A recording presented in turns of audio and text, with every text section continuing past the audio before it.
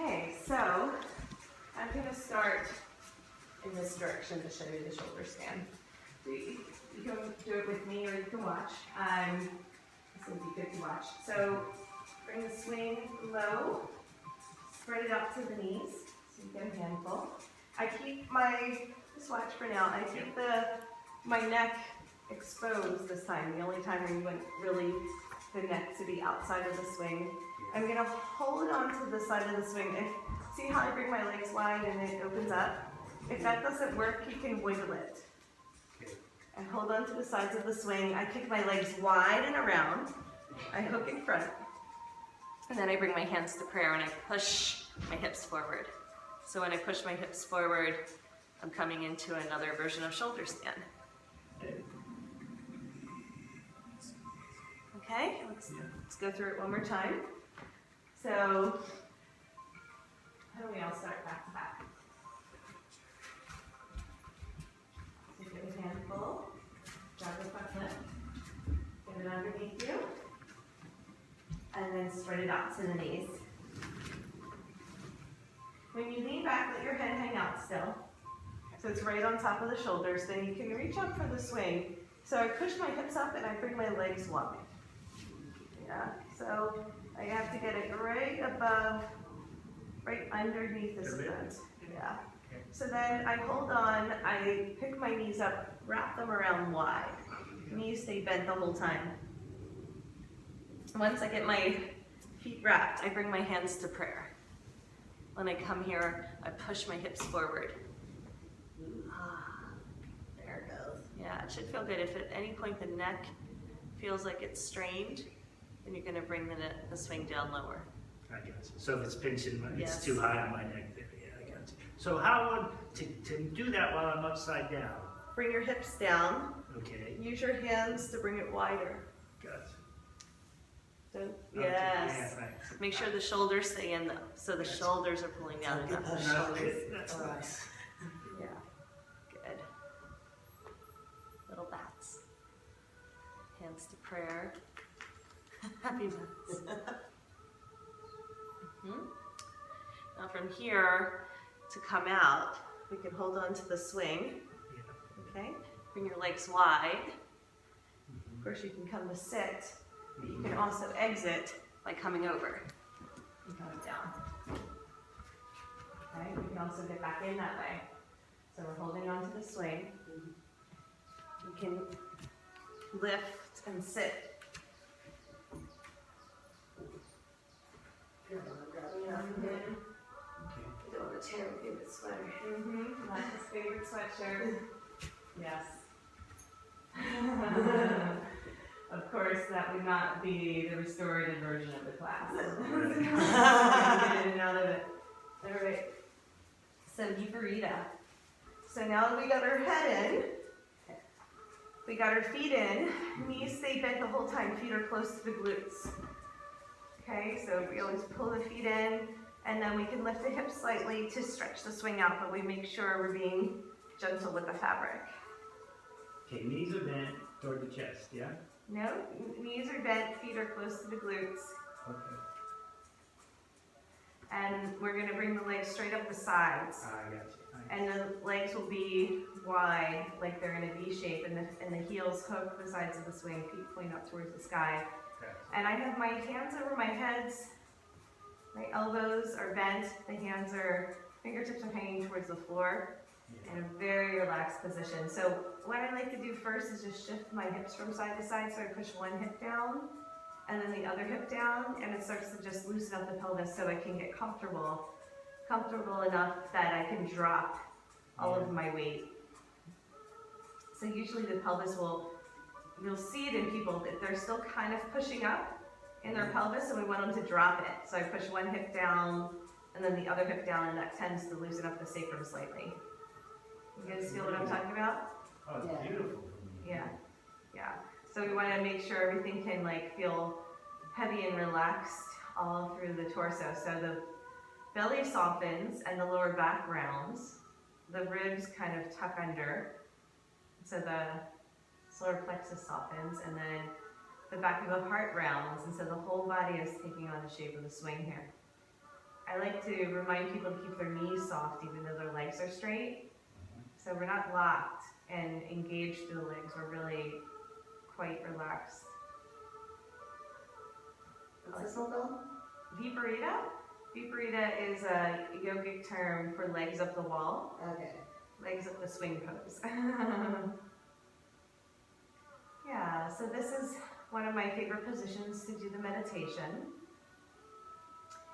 But we can also come back to the butterfly wings. So the butterfly wings is when we start to bend the knees and bring the feet together, but inside the swing. So feet are close to the glutes. So the heels are wide, the toes are touching. Those are wide, toes are touching. Got it. Mm-hmm. So from this position, we can get into a child's pose. Child's pose is when we squeeze the knees into the chest and wrap our arms around the shin. So reclined child's. So this is a nice one to hug. So we want to pull all of the energy in towards our core. So we're deep in the hip creases. You might feel the hip creases a little.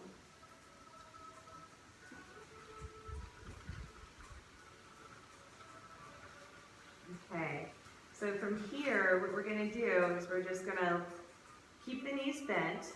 They come wide. We release the grip around the shins. We raise the feet towards the sky. And now the knees can be moving towards the armpits. So holding on to the outer edges of the feet, we just transition from child's to happy baby. Nice and easy. Now from here, you can try stretching the legs. You can try to, like a bow and arrow almost, you know? So you keep one knee bent, stretch the leg out to the side, and then the other knee bent. So there's lots of different leg variations you can do in here. Mm-hmm.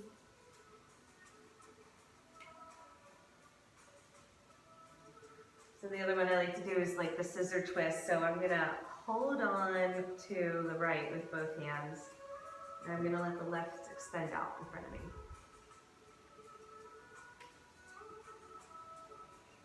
So sway that left leg from side to side, and you'll feel a little bit of a twist happening in the spine. There you go. Nice. Does that feel good? So that's how we get into the scissor twists, as opposed to just scissors.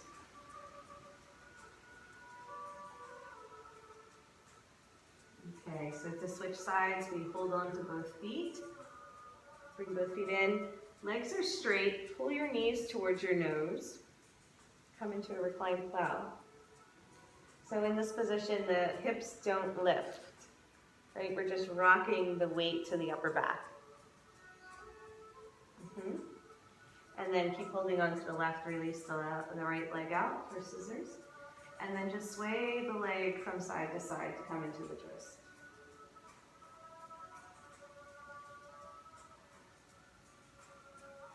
Mm-hmm. Really good.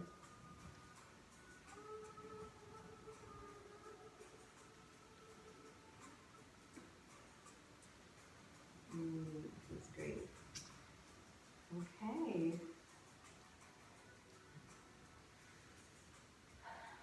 So from this position, we pull both legs back over the head one more time. You can hold on to the calves and pull the legs in a little bit stronger. And then bend the knees. Let the feet come back down into a Baddha Konasana variation. So knees open wide, feet together. Cross your arms over your chest. So with the fingertips at the tops of the shoulders, like right on the tops of the traps, we can drop into our metamorphosis. So this is how I imagine a caterpillar gets into the cocoon. You in Baddha Konasana? I would think so. He might cross his legs, but I think Baddha Konasana completes the circuitry in the legs. Creates a loop, you know. I haven't personally been in the cocoon with them, so I have to just use my imagination. I'm using my imaginal cells.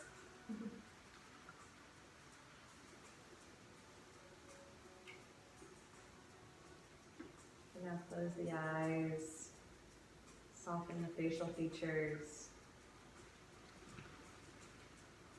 Let the brain relax and expand. Feel your frontal lobe start to just blossom open. Let the third eye shine.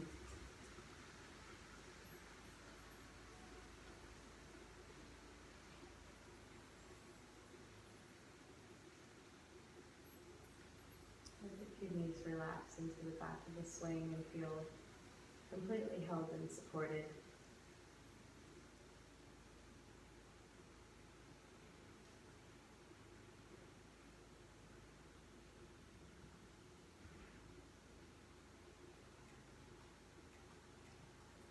Feel your hips and send them a wave of love and gratitude for doing such a good job today. Even with the knees bent, feel the hip flexors expand and create a little bit more space. Through the groin.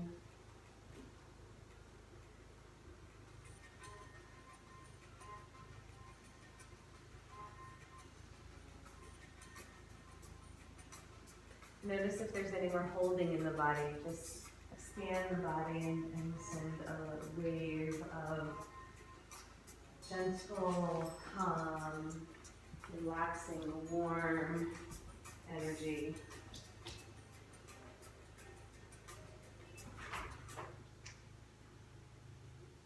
Let yourself drop in for 5 more luxurious minutes.